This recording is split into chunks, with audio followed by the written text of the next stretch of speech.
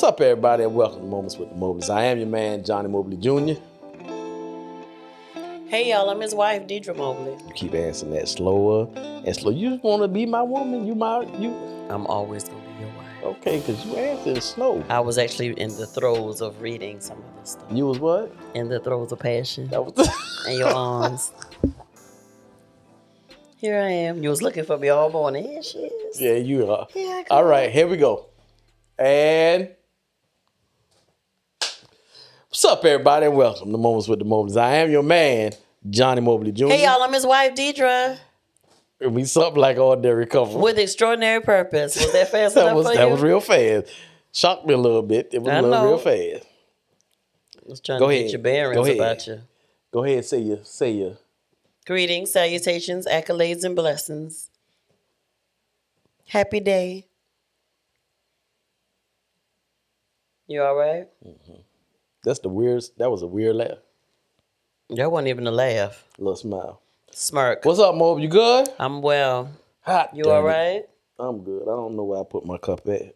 You can share mine. I have enough water in here for you as well. Is it water? Because you know you be sipping on the scissor. No, I ain't put no scissor up in there. Okay. All right. You all right, baby? I am. You all right? Amen. I am well. I'm well. You said, am I? Mm-hmm. Are you well? Yeah, I'm well. And then you said, am I? I said, are you? And you said, am I? Am I? I don't understand what's happening. It's okay. Okay.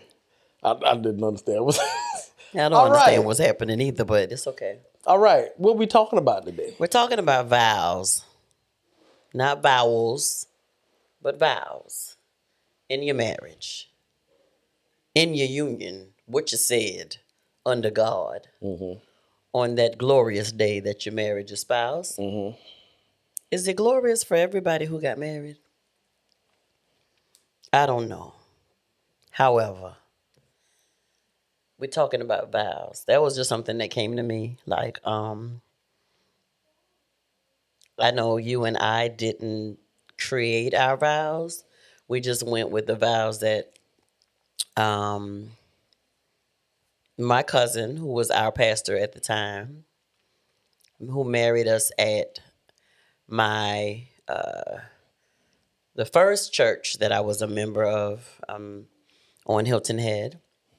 And so we went, we used I guess, they in the minister's book, they have the different vows that you can, the ministers use to lead the commitment ceremony, the service. And so we basically, repeated after him, do you take Johnny to be your lawful wedded husband? To have in the whole, and until death do you part, for richer, for poor, for better, or for worse, and all those things. And so I just started thinking about when we gave, when we repeated those vows to one another. And so we've had some challenges in our marriage since we, said our vows to each other. And so, like, I don't know where this, thought came from, but I just started thinking, like, how many people are literally living their vows out? Or how many people quit because they don't, they just like the good parts that they spoke of, but now that, when it comes time to, when they're going through the bad times, it says for richer, for poorer, on the, when it's the richer side, life is good, life is great. But when there comes times of lack or the, like they say, poorer parts, are you still as excited about the vows that you repeated on that day, for better or for worse?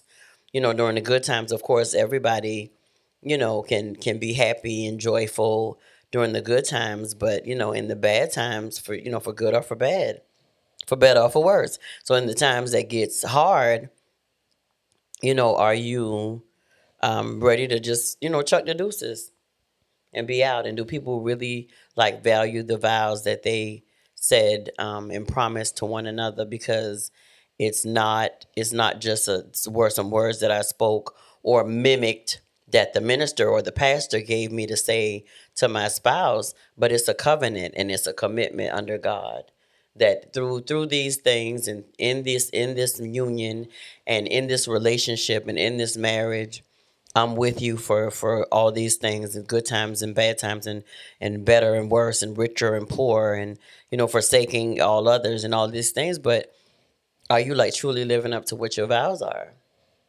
And so I know ours have been tested with better or for worse, um, and in sickness and in health.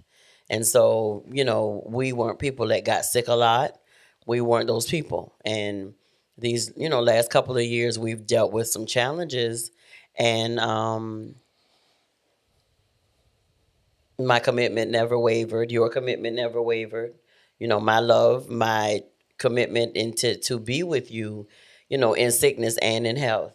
And so I just started thinking about that, and of course, then I started thinking about it, and then I went, to look it up and see, like, are people like truly committed to their vows? The one thing that we talk about, and that we give couples who we do premarital coaching with and stuff like that, is the mere fact that we are concerned. We are here. We excited with you about the wedding day and all the bells and the whistles and all these things of having a nice wedding day. But we tell our clients, like we tell our couples, we are concerned about the marriage. We want to come and we want to show up and support y'all on that wedding day, and we have. But at the beginning of the day, at the end of the day, and at the beginning of the next, we're concerned. This couple right here is concerned about the marriage. Yeah. And the myth that I've been waiting for this day all my life, and it's the biggest day of my life. And so let me help y'all with something. It's moments in your life that you're gonna have a lot of big days. Marriage, you getting married, that's a big day. Buy your first house, big day. Have your first child, big day. You're gonna have a lot of moments of big days. But here's the thing, once the day passes, think of it like this, that day is the beginning of something. So it's a shift in your life that happens that gets you to, this is the biggest moment of my life. This is the most important day of my life. It's an important day, but just like Deirdra said, the marriage, the relationship is more important. That's what you're going to have to sustain. The wedding's going to be gone. And I ain't trying to sound insensitive or nothing like that. You will have one day, the marriage going to be there. Some people go come, you go try to get everybody who you like. It's going to be somebody there. They ain't going to like something. They go tweet it or put it on Facebook, whatever the case is. If you look at it, you probably going to have an attitude or whatever. But this is what we always tell people. You have to think of your wedding exactly equivalent to you having a baby. So every new thing in your life is a birth. You have to look at it exactly like that. So which means if you're having a baby, you're in a room, everybody cannot be in there. The room is sterile because this area, this atmosphere, this environment has to be conducive to receive what's coming in without any hiccups, anything happening. Your wedding should be the exact same thing. Now, the reception, you can invite people that's not invited to the wedding if you want to. But the actual marriage, the wedding day, the people who need to be there are the people who support, who loves, who's going to be there. Those people. And y'all know those people. We didn't have a big wedding. So we had a wedding, one of the weddings that we went, got married, love you, went and ate dinner, and I went to work the next day. That's the kind of wedding we had. My wife wants a big wedding, which I think we supposed to have a big wedding for our 50th. Or was it supposed to be for the 30th?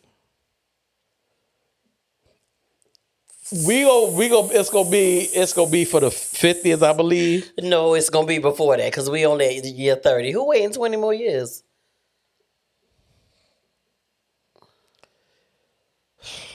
So We're still going to do it. So my wife wants a wedding, so we're gonna have a wedding. But even with that, I can guarantee you it ain't gonna be a whole lot of people there. Not for the wedding. Now the reception. There's something different. Probably still won't be. That's a celebration that can happen. But for the actual birth, everybody can't be in the birthing room. Now after the birth, y'all can come through the reception and celebrate the baby in the nursery. Because the reception after the marriage is happening, that's the baby's born. Now you can come celebrate. Because most everybody want to come to the party anyway.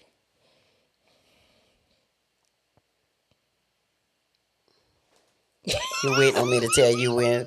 He said we gonna have a big wedding because my wife want to have a big wedding. I felt a shift. I ain't got the number right. It's a couple of things. It's fine. We'll talk. Don't pat my leg. We gonna have another wedding because my wife want to have a wedding. My wife does want to have another wedding. What I would like to do, we can renew our vows, but I would like to take the bulk of the money and take you someplace you've never been before. Well, baby, we gonna still be able to do that as well. But you want a $17,000 dress. That's not accurate. Come on, let's talk about the vows. Because you're making it seem like we just getting started, baby. We ain't just getting started. We not. We veterans in this. So if we're planning something to have something, you know it's going to be done in excellence. And it's going to be very nice. Yes. And we're going to be able to, we're not putting all the money into having the ceremony and then we go down to Jacksonville. That ain't what it's going to be. Okay. Like I said, we not amateurs. We're veterans. All right. Okay.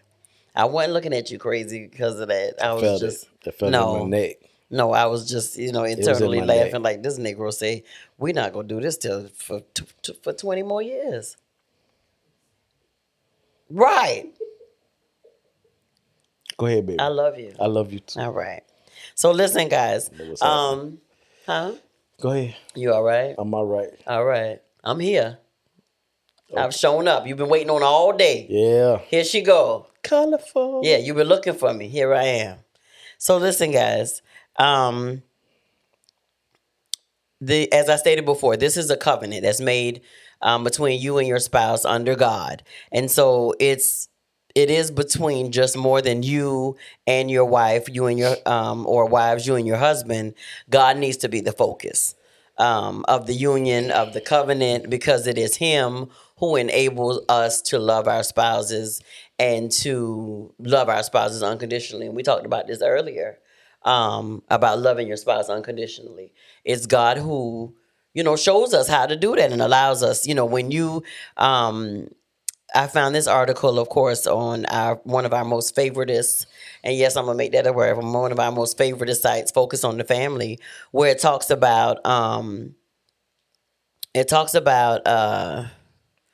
when people approach marriage with the mindset of that this is just a contract. They just repeating something because the minister is telling them to repeat it, but not really thinking about what it's actually saying and what for richer or for poor, for better, for worse, in sickness and in health. It says if you and your spouse sign a contract, it basically says that you're in as far as you are. It says, I commit to what I think is fair for me, and you commit to what you think is fair for you. Basically, that's, what a contract is.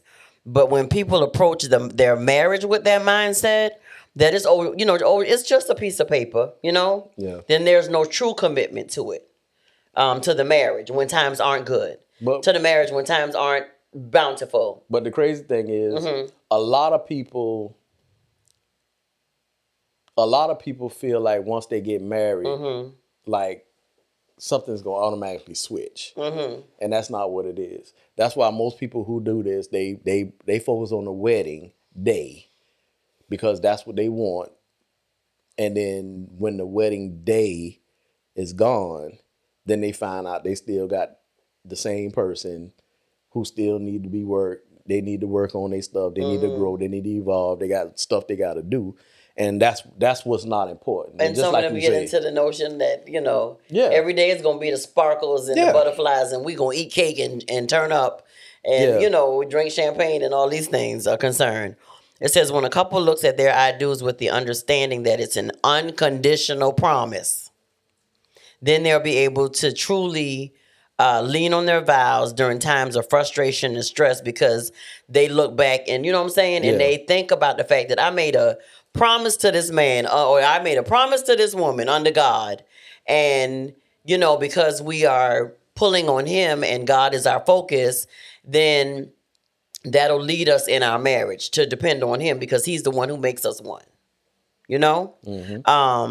It says that the vows become a marker point, if you will. So with your vows, each spouse is saying that they'll be the first to move towards each other, the first to forgive, the first to take steps to making things better. And this goes back to one thing that we say when we realized that we had moved from just, you know, loving and, you know, being in love and loving each other into the point of now we were cherishing each other in our marriage. Like you when you get to that point in your marriage where you like can really know that you're committed to one another, and that you really took your vows seriously, and that you're really in it, like they say, in it to win it. Like when you get to the point to where it is, if something happens between me and you, and although it may be something that, you know, has, you know, hurt our relationship or just whatever, it could be anything from a petty argument or a petty disagreement to something that we would consider, you know, a bigger issue.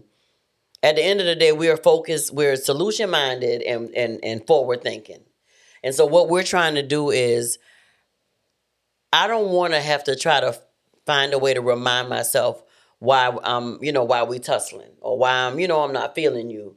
Because at this point in my life, when things are not, when something may have happened, a disagreement or something with me and you, I literally feel that in my heart. Yeah.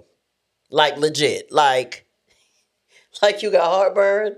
Like I literally feel something change in my just in my makeup. Like for real, for real. And so I hate that feeling. I hate to feel like, you know, something is wrong because it affects every part of me. And so that's why we forgive quickly. Yeah. We don't sit and let things fester or linger or whatever. We try to, you know, nip it in the bud, talk about it, understand it. Why did this come about? What's going on? What do we need to do to fix this? What do we need to do to make sure that we are, you know, not going into the nighttime, Yeah. you know, or going to bed with something that's hindering, you know, us being who we are to one another. Yeah. It says, when you try to remember your vows, which part do you think about? For richer, for poorer, in sickness and in health? Do you think about the final phrase that couples say, "So help me God"? And so when you're saying that part that says, "So help me God," you asking him to help you throughout all these times. You know what I'm saying? Yeah. Throughout this marriage, with these vows that you have said, have spoken, have these promises that you've made to this person that you say you love.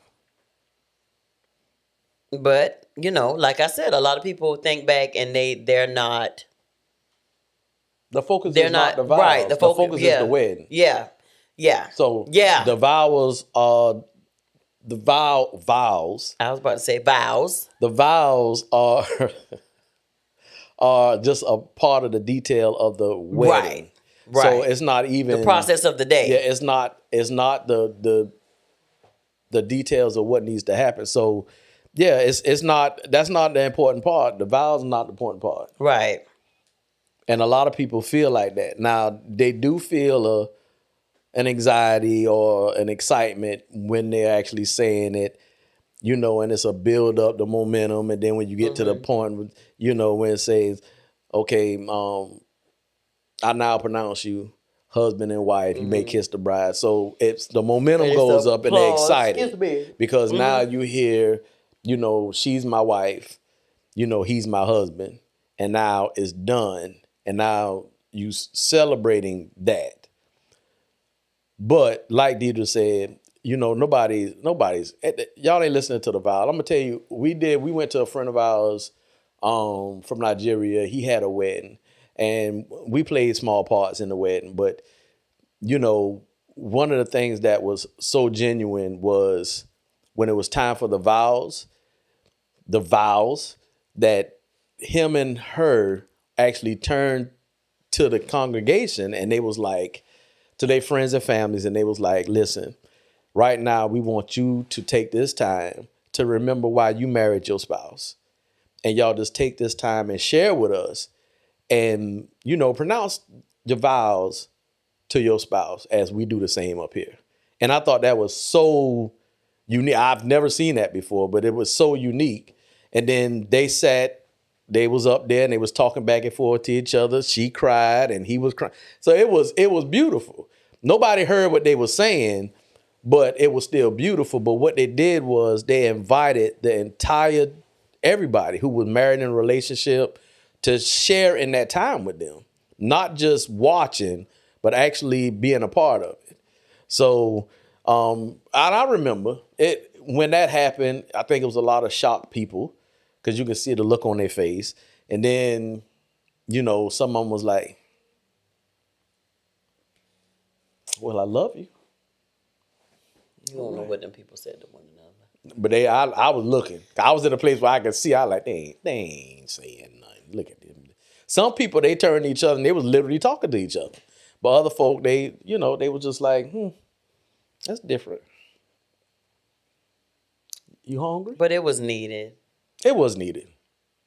It was needed. You said, that's what they were saying. I was about to say, well, where did that come from? Did I Hey, look? Did I lick my lips? Do I look like I'm That's hungry? what they was talking about. That's what I'm saying. Oh, That's what okay. they was talking about. I want to share this part that was shared in this article. It says, I think the problem for a lot of us is that we say the last part in a monotone voice, like it's some sort of pledge or something we memorized in school. It says, instead we need to think of it as a request to the only one who can save us, the only one who can give us what we need to go through the other side of the spectrum, richer or poorer. You know what I'm saying? The only one who can give us, strength and sustain us to be able to love this person unconditionally when the worst time comes, you know? And it says, so instead we need to think of this request, our vows, as, when you, at the end, when you say, so help me God. So think about that as a request to God, who is the only one who can save us. He says, so I'm deciding to do all of these things, and I really, really mean it. Like, I've already spoken these vows to this woman, or to the, husbands to this woman, and wives to this man. I've spoken these vows, and so it says, what does it say? So help me God. And so they're saying, when you say that, so help me God, that's like saying, God, please help me to keep my word, to keep my promise. And so at the end of it, he was saying, like, so please help me, God, like, help me to want to remain when it's when it's not the richer, maybe for a season, but it's the poorer. Help me to want to remain with this person when it's not the better, but it's during some worse times where I feel like I can't sustain and I can't stay.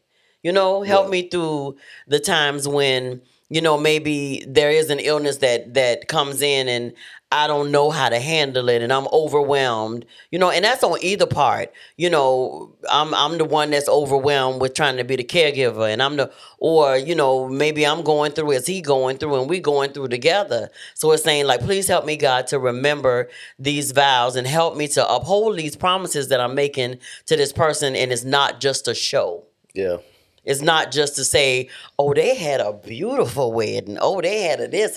Because in all actuality, when we did get married, it was very intimate because Johnny's parents wasn't even at the wedding, the ceremony, for good reason, because his dad was active military, and that was the only weekend that his mom could go down to see him. But we still went on with it, and your grandma and your sisters were there, and a couple, a little bit of my family was there as well. But I think looking back what we knew then, because we were trying to plan a big wedding, remember? Yeah. And we kept actually fighting or fussing, just bickering about crazy stuff. Well, I want this kind of cake. Well, I want this kind of cake. It seems like we just could never get on the same page with it. And we was like, you know what? Just scratch it. And I think I'm glad that we did it how we did Yeah. it. Because again, it was personable. It wasn't a whole lot of people in there to just be in there. You know, it was people who were vested in us and who cared about us. And, you know, my cousin did the ceremony. And so that was special to us because, you know, of course, he was who he was to us. He was our pastor as well. Yeah. And so, you know, like I said, looking back, when we do have a vow renewal and do all that stuff, of course I want that, but of course I'm more excited about the ceremony itself. We know the marriage has sustained things. We know that our vows have been tested and tried, and we're still standing by the grace of God. But for me, even with that, you know, yeah, I want to have a good time and celebrate it with people. And truth be told, it's not going to be like this, you know, this amount of people at the ceremony and then, you know, a whole big, you know, room full of people at the reception, because I still only want people involved that have been, you know, And that's and that want good for our marriage. I'm not it ain't just finna be a free for all.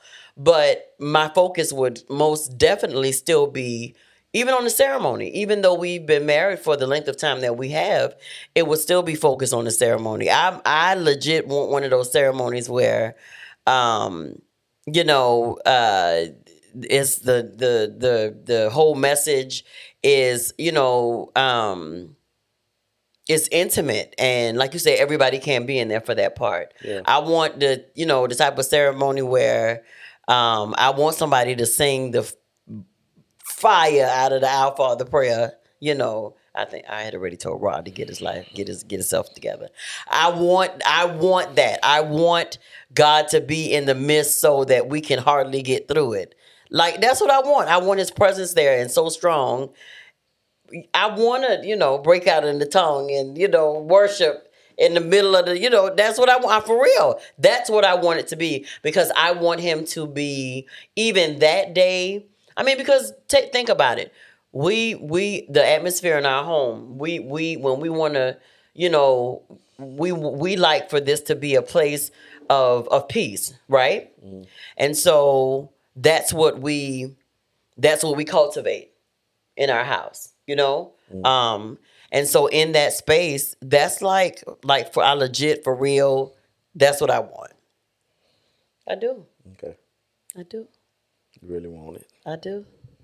Okay. I want to repeat those vows to you and let you know that I'm still there. That's where I still am.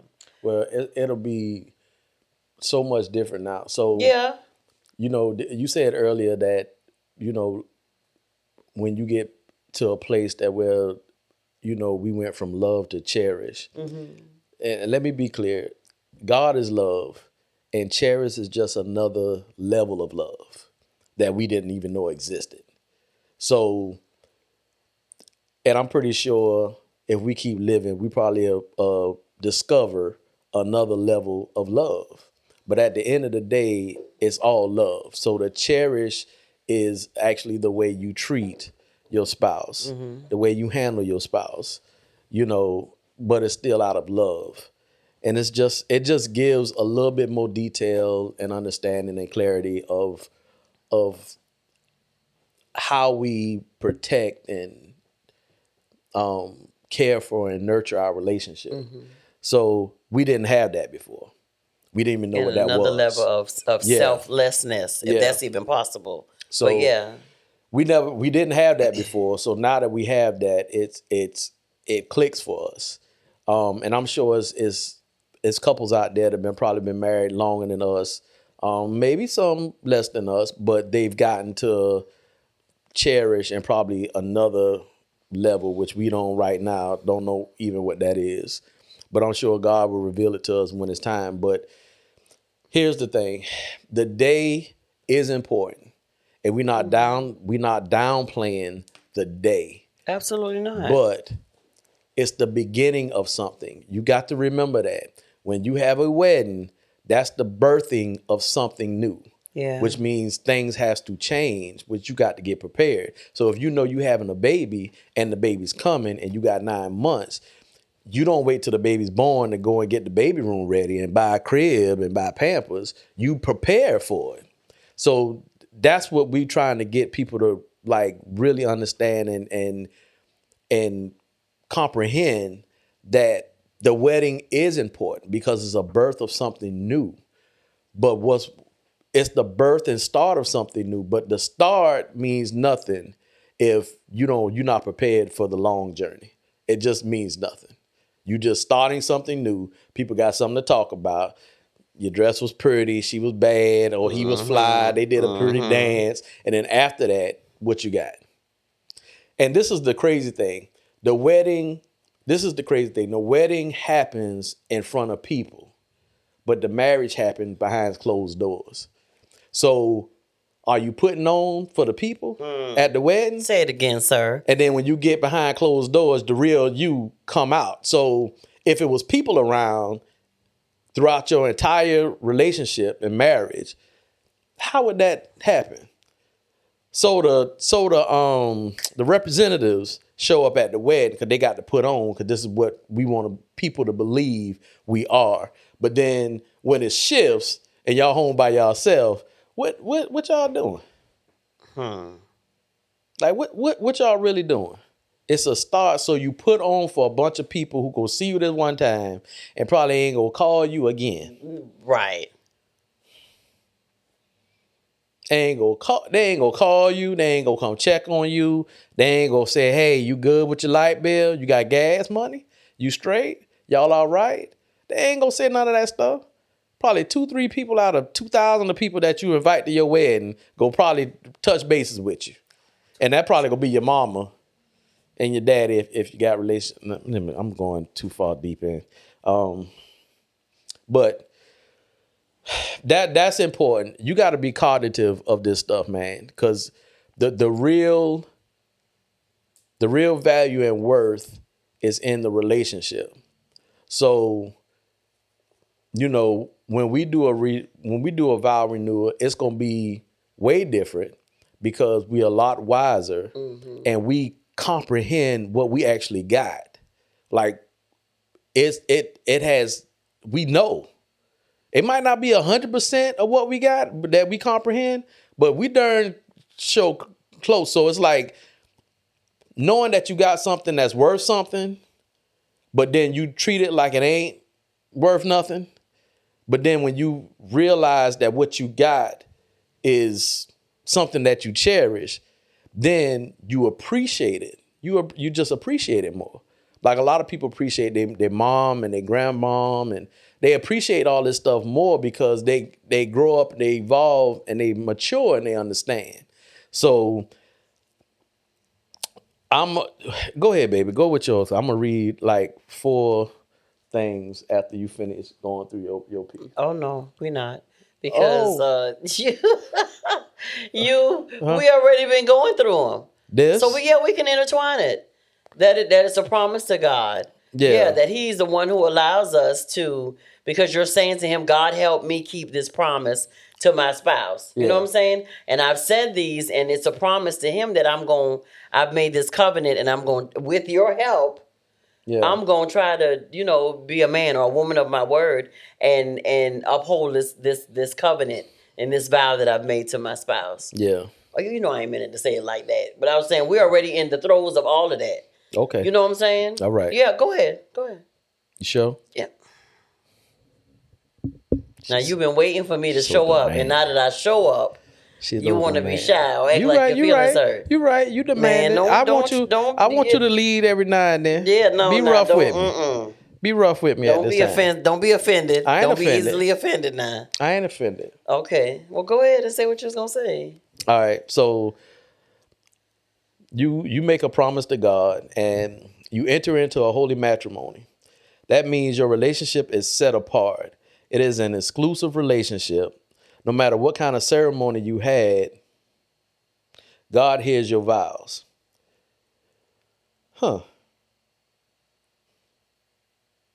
So the ceremony, that threw me off. I probably should have read this before. I don't understand.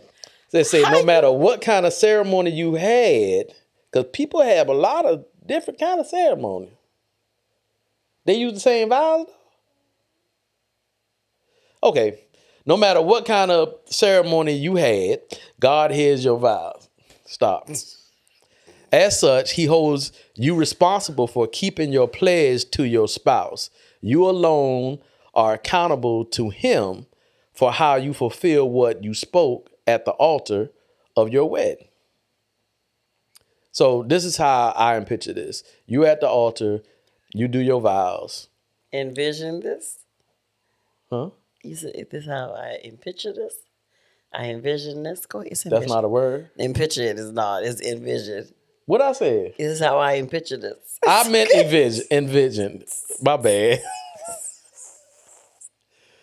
Oh, you bothered me too much. Oh, you bothered me too much. Oh, but you need a time out. You need a break. Time out. You need a break. Hold up. Okay, right. now come back strong. So this is how I envision this. Yes, baby. So, envision it. When a man and a woman goes to the altar, that's where you meet God at. Uh-huh. And then God imparts something into you, the husband and wife, to create y'all as one. And then y'all leave the altar as one. Y'all not the same people. And you take him with you. Most people, they at the altar, God imparts, I do, and then they leave it right there at the altar. And then they go home.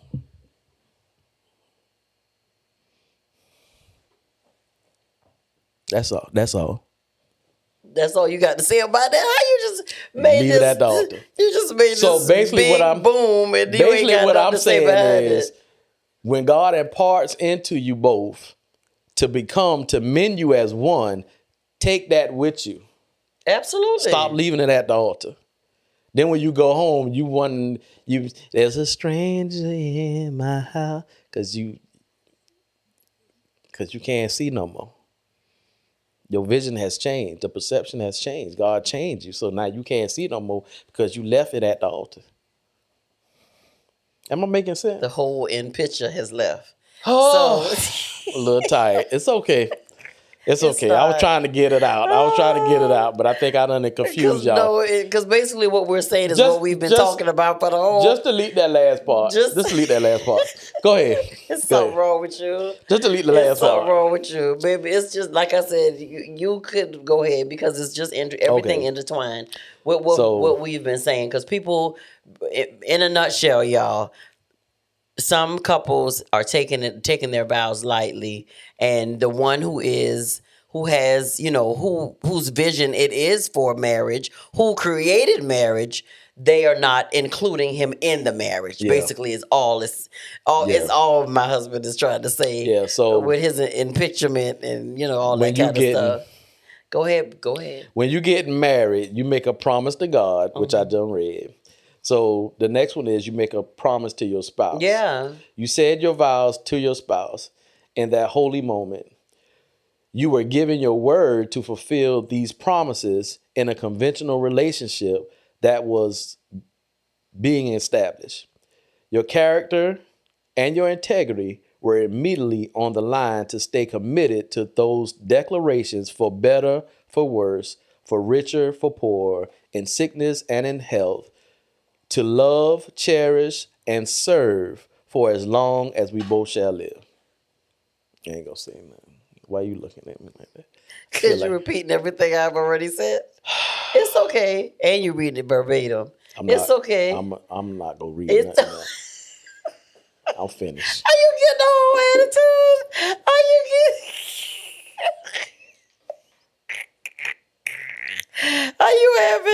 How you having a whole breakdown, baby? I'm not having a breakdown. What you doing?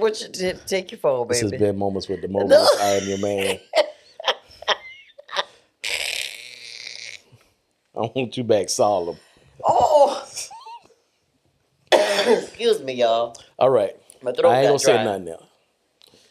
But what I ain't even gonna say nothing else. I was reading it verbatim because I thought that information, the literature was very much needed and it was powerful. It wasn't long. Absolutely. But anyway, I'm not gonna say that. So when you get married, you make a promise to God, you make a promise to your spouse. You make a promise before family, which is witnesses. Right. You make a promise before friends and the world. Yeah. More witnesses. Yeah. Yeah. And so are they the witnesses to, I think that's important why you are selective in who are the witnesses. Does that make sense? Yeah. So this is something else that I envision. Okay. I Envision it, envision. baby. So the value of a witness, I believe God created the value of a witness, that particular part, because he wants whatever's happening to transform and change somebody else. Mm-hmm. So if you have, that's why a lot of people, if they are in the birthing room and they see a baby born, it changes their life. Some people get, I want to have a baby, I want to experience that. You know, even after that, you know, when the baby's still little, they want to experience it. So it is to be a catalyst to get you to another part in your life. Mm-hmm. So if you at a wedding, that whole entire thing, when done right, the vows, that is supposed to transform something inside of you, to click it, to make you think bigger, longer, whatever the case is. So, but because a lot of times, right, I don't want to say all that, because I don't want to be. Sometimes when the environment, the people you got at the wedding, a lot of people there, but they there because they're happy for you. They yes girls, yes boy, whatever the case is. Be nosy. So yeah, they being spectators. nosy. I remember we went to a wedding one time and we walked in, and at least 3 people had selfie sticks sitting down in the wedding taking pictures, and they were doing, you know, that. Everybody should have been praying. You know, Everybody making the atmosphere. Everybody don't know. Yeah. How to do So that, I mean, baby. it's just that's why That everybody ain't can't be. culture and That's why everybody can't be at the wedding. Everybody can't be at the wedding. It just can't. Even people who are married, you know, when we went to Ben Ashley wedding, that still ignited something in us the way their wedding was done. Mm-hmm. And that's what it's supposed to do. Anything that you go to and you see a birthing of something, that should immediately make your baby jump to want to do something. And a lot of people miss that. Especially people miss that in weddings. They just miss that whole thing. The whole concept. Yeah. And they go to a wedding because delicateness of it's a fancy wedding. We doing this. Let me see what kind of food they got. Let me see what kind of shoes she got on. Okay, she popping, her front lace good. All right, she got the big. That ain't what it's about, man. It's just not. It's just not. I'm done. You're done. Cause I feel like I was revving up. Like I was This the is other important. day in Panera. Yeah, this. Let me It tell you is something, important. y'all. People- This people is don't understand the so important significance to of it. us, because when done properly, when I tell you it can jump start, change your whole life, everything. But if it's treated like a big party, then you miss the whole concept. Especially if this is not, you know, maybe your vow renewal or something like that, but it's a first wedding for the woman as well as the man. Yeah. And that's why I think it's so important for them to get like sound, you know, marital premarital counseling, coaching, you know, whatever it is that you get that, you know, so you can get, you know, this is a whole relationship. It's not a whole just a day. You know what I'm saying? Y'all don't come and see us one time and then we be like, oh, y'all ready? No, it's meetings and you're talking about you know, the marriage and how you feel and what you expect and finances and children if you have some already or if you're going to have some, and you know what you expect from this person, you know, as a husband, as a nurturer, as a father. How will y'all discipline these children when they, or if they're already here, when, you know, together, if it's a blended situation happening or whatever is happening, you're going through these, you know, finances. How y'all gonna handle y'all finances? Y'all gonna, you know, if y'all got separate accounts, y'all gonna keep them, and then, you know, y'all gonna do one joint one together. together. You know, all these things, because guess what? As you're living this life, when you get to the you know, you started off with the better. When you get to the worst, you know, can I really be sustained to, or really, did I really pay attention to my vows and what all this really meant before I entered into this covenant? And now here, you know, because you selfish and didn't learn that marriage requires selflessness, now you sitting over here and you mad because he's sick. Or you mad because y'all going through. Or you mad because you expected him to step up and do this, that, or the other, but you never told him what you expected from him as a husband. But he should know that as Right. a man. Right. Or you don't even know what his upbringing is. Where he get his patterns Lord, from? I Where hope they you come know- from? I hope you know the upbringing. Well, Dang, y'all What's ain't his talking about patterns? the upbringing? Where you came where from? your patterns come from? How were you raised? You know what I'm saying? What your credit look like? What his look like? Not you get married and you was just all infatuated, and not to say that you went and got married the next day or the next couple of months after you met him, but y'all may have been together for a while, but just never considered these things. Yeah, that's before you got married. That's what premarital counseling is to help give you a picture of what's to come, of what it is. Yeah. That way you can start preparing. That's what it's for. You know, richer and for poor, most people look at that and say, well, you know, he all right now. He making a little money, but, you know, we got dreams for him to do this. And then if something happened and, you know, he got losing money or something. But at my age now and where we are, richer for poor ain't got nothing to do with money. Richer or poor got to do with our relationship and how we treat that and how we pour into that and how we make that more healthier. Because what usually happens is people focus on the finances, but you don't focus on your actual relationship. So for richer or poor, do you want your relationship or your marriage to be rich or poor? Do you want it to be abundant or just blah? So blah is the other end of abundance. Yeah. That's good, Bo. So I mean, but that's where I'm at now. I'm living it the way you said it. It has nothing to do with money. My perception has rich or poor has nothing to do with money. It has to do with our relationship and how we treat it and how we nurture it. So either we go protect this thing and hold it up and keep nurturing it to make it stronger, which makes us richer, regardless of what the situation is, finance. We ain't poor, but at the same time, most people look at it for richer or poor. So in their mind, they automatically thinking, so if he got money and then he ain't got no money no more, what I supposed to do? I just supposed to stay? He go get money again, or what we doing? What if he? I ain't planning on you being What if sick. he get in I an know accident? It's saying sickness and health. Yeah. What if he get in an accident and a job that he has requires him to talk, but now he paralyzed from the neck down and now he can't move? What I supposed to do with that? That changes the whole perspective of money, rich, poor to now relationship. What you gonna do with that? I saw on Facebook, I think it was earlier when we were on break, this man and this woman were married, and I guess the wife put on there was a TikTok with them showing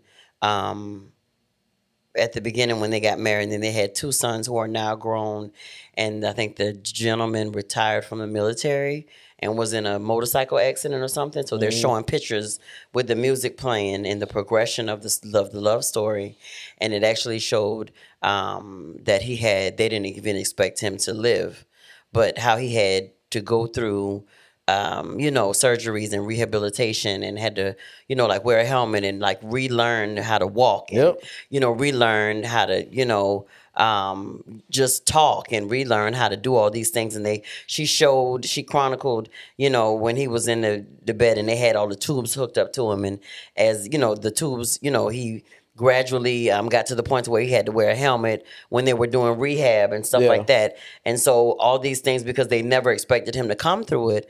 However, then they showed him as he, was walking with a walker, or in the wheelchair with the physical therapist helping him to get up. And as he progressed, she showed it, on the video, the whole video. And by the end of the video, it was just showing him, I think now walking with a cane, I believe. and them standing up with their 2 adult sons who are both military, and they took a family portrait. So it was for me, when you were just saying that, or as we're talking about it, it was just a perfect picture or video or representation of the fact that not only, marriage is y'all, for to create this great big legacy together, but it's also about, if God forbid something detrimental like this happens to your spouse, are you here for the long haul? That's when your rich are or you poor here, comes right? in. Are you here, for when these times come that you may not have written into your wedding plans, y'all whole happily ever after. This is what it's about being selfless enough to show up. And, the woman showed everything as it went along. And I'm sure she didn't have this in her plans, but at the end of the day, she did what she needed to do, But this the thing. Can almost guarantee if the wife didn't love him through this, he wouldn't have recovered the way he did. He might have wouldn't have recovered at all, or it might would have took a whole lot longer. Because when something like that happened to a person, it ain't even got to be just a man, just a person. Yeah. That messes with your psyche. Mm-hmm. So depression and all kind of stuff kicks in. But if you got somebody, you automatically think, I'm not the man I used to be. I'm not the woman I used to be. So why would they stay with me? I can't give them. I can't give them what I used to give them physically, mentally, nowhere. So why would they stay with me? But then they stay with you. That's the true testament of richer and poor. That's what that is.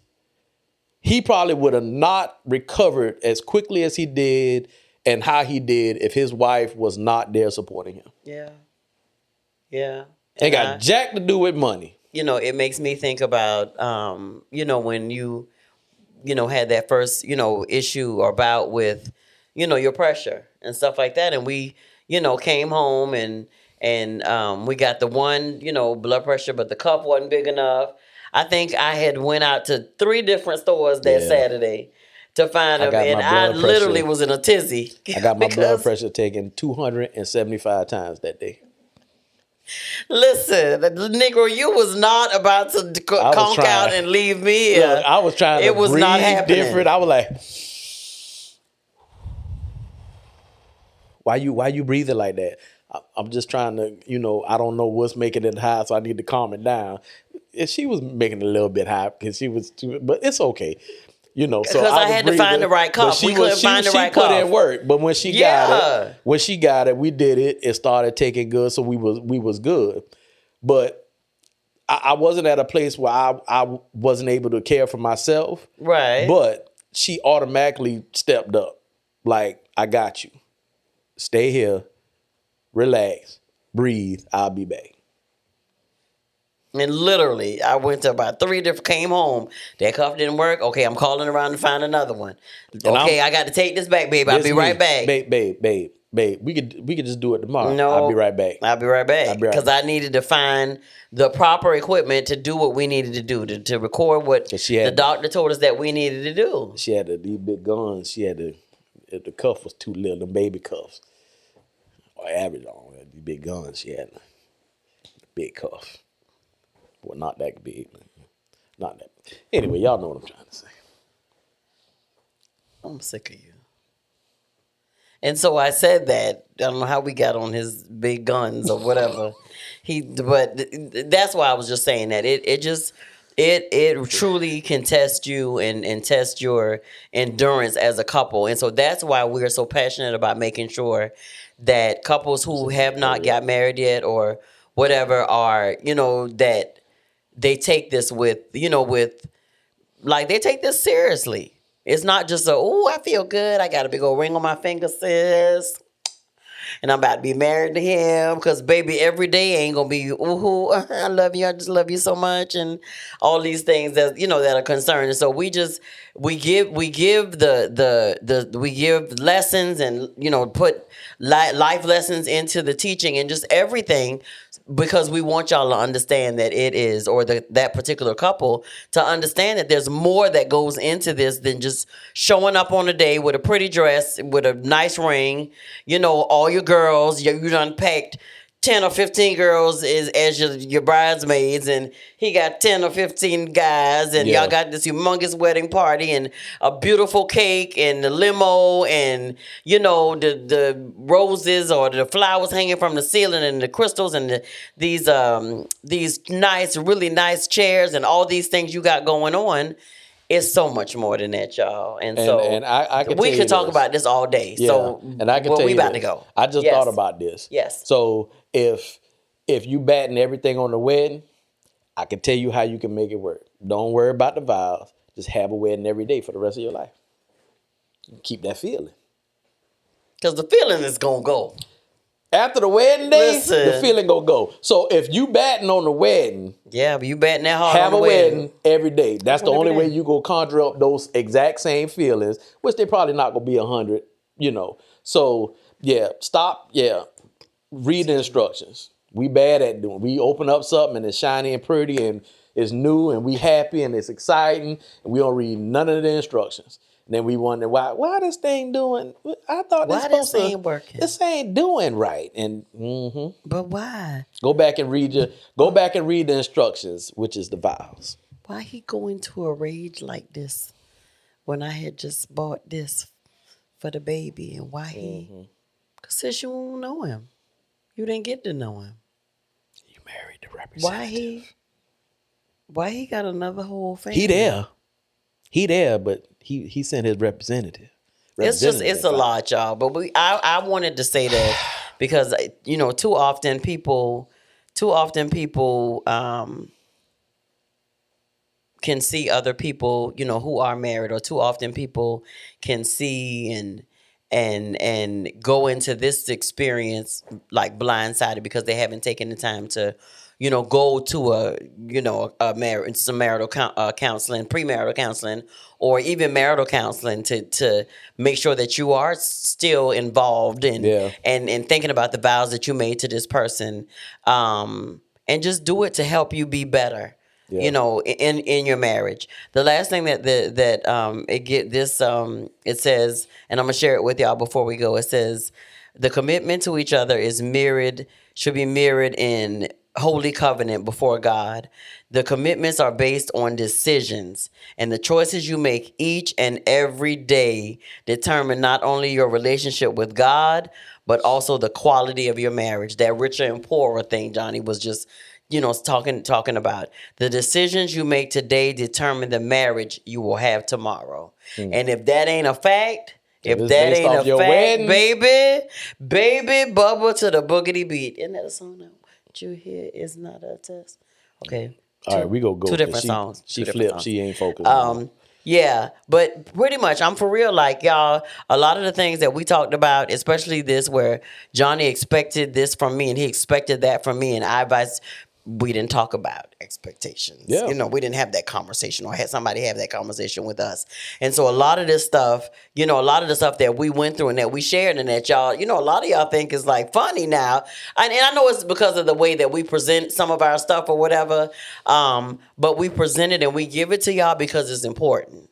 Yeah. Like legit, it's important. We, laugh and have a good time or whatever, but understand us. This stuff is stuff that the Lord had graced us and blessed us to be able to get on the other side of it. And so that's why we're sharing it with y'all. That's why we, giving of our life lessons. That's why we're giving of these, testimonies. That's why we're giving of ourselves and being completely transparent about it to help couples who may have already married or who's getting ready to get married or who's been married for 1, 5, 10, 20, 30 years or whatever, So again, we just hope that this helps, Put what you put into it, you get out of it. If you focus on the wedding, then you will have a beautiful wedding. Yeah. But if you focus on the marriage, the wedding is the benefit of that. So you focus on the marriage, focus on the relationship, focus on each other, then the marriage will jumpstart that into that, the birth. You focus on the wedding, like I said, you can feel that every day. You just got to have a wedding every day of the rest of your life. Amen. Amen.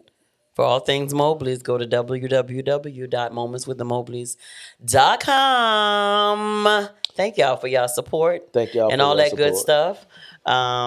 Yeah. We appreciate y'all. We about to get out of here. We took up too much of y'all time already. But it was very needed information. Very much needed, very much necessary. This has been Moments with the Mobleys. I am that dude, Johnny Mobley Jr. That dudette, his wife Deirdra. And we still something like an ordinary couple. With extraordinary in picture. With extraordinary purpose. Y'all have a good night.